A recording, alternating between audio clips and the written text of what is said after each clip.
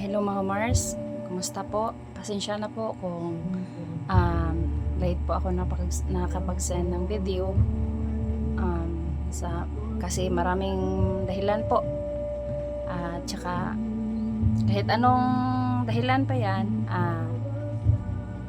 kahit sabihin natin maraming dahilan, pero pag may paraan, gawa ng paraan para makapag-send tayo ng video o makagawa tayo ng video. Mga Mars, ang natutunan ko sa nakaraang napag-aralan natin from Genesis chapter 38 to 45 is yung hindi maano ko sa isipan ko yung Genesis 45:5. Ang sabi doon, huwag kayong magalit sa sarili nyo kasi si Abayawi ang dahilan kung bakit niya ako pinauna dito. So, ang natutunan ko doon sa nakaraang napag-aralan natin mga Mars is yung pure heart talaga ni Jose. Siguro kaya tayo hindi binigyan ng pagsubok gaya ni Jose kasi hindi tayo kagaya ni Jose ng paniniwala, ng pananampalataya. Kasi kung iisipin nyo mga Mars, kasi napakahirap ng napagdaanan ni Jose. Kung from the start na pagsubok, yung sa simula pa lang, kasi na tayo ngayon, chapter 45, kung isa puso mo talaga yung nababasa mo, ang hirap, hindi madali yung pinagdaanan ni Jose. Pero dahil sa paniniwala niya kay Aba, lahat ng yun nalampasan niya.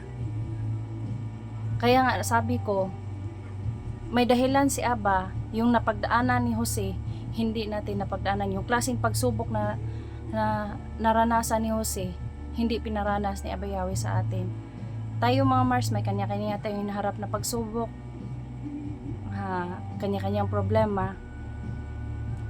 Pero ating isipin, masigit pa doon ang naranasan ni Jose. Pero isa lang ang tumatak sa isip at puso ko mga Mars, na pag merong kang pure heart, yung pagmamahal na totoong pagmamahal sa puso mo at totoong pananampalataya kay Aba, lahat ng yun kayang-kaya. At saka ang pusong mapagpatawad, yun talaga ang naka-ano ko sa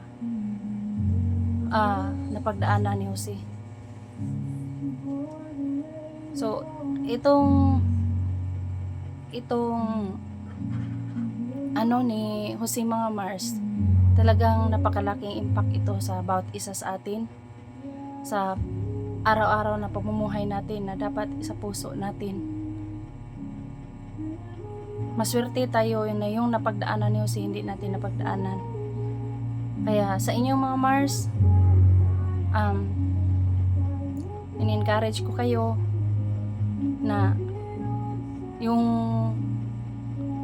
wala pang walang lakas na umarap sa kamera o maggawa ng video, kahit simpleng lang mga Mars, kahit maliit lang, kasi hindi naman niya pagalingan ng pagsalita sa harapan ng kamera o paggawa ng video. Dito yan galing Mars, mga Mars, dito yan galing. Kasi ang tinitingnan ni Abayawi hindi yung panglabas, kung gaano kakagaling sa magsalita, hindi yan binabase. Dito yan tinitingnan ni Aba, kung talagang kung yung salita mo kung tunay at galing sa puso.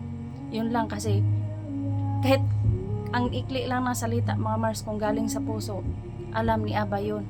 Kasi si Aba hindi tinitingnan yung panglabas natin. Yun lang. At saka mga Mars, araw-araw na pamumuhay natin, base sa nababasa natin sa story ni Joseph, kailangan talaga na sa bawat araw na pamumuhay natin, meron tayong mapatawad na puso at saka pagmamahal. Kasi yung isang source natin mga Mars sa pananampalataya kay Aba, yung pure heart. Kasi yun ang tinitingnan ni Aba. Yun ang unang weapon natin sa araw-araw na pamumuhay natin sa paglilingkod kay Aba. At saka lagi natin ipagdasal mga Mars na hindi naman natin makakaya yun kung hindi galing kay Aba at saka ang ruwak. Kailangan talaga ng tulong sa ruwak kasi pag wala tayo sa araw-araw, walang direksyon yung buhay natin. At saka ito mga Mars, sa puso natin, ito yung magiging gabay natin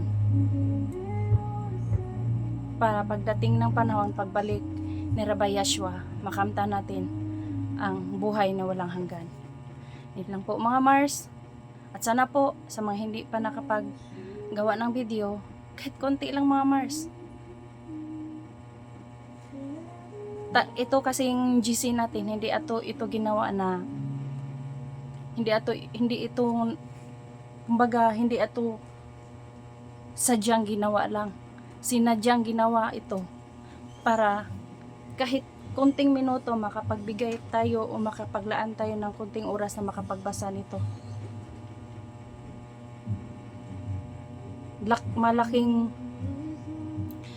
Malaking kasiyahan na ito kay Aba kung makapaglaan tayo kahit konting minutong magbabasa tayo nito mga Mars.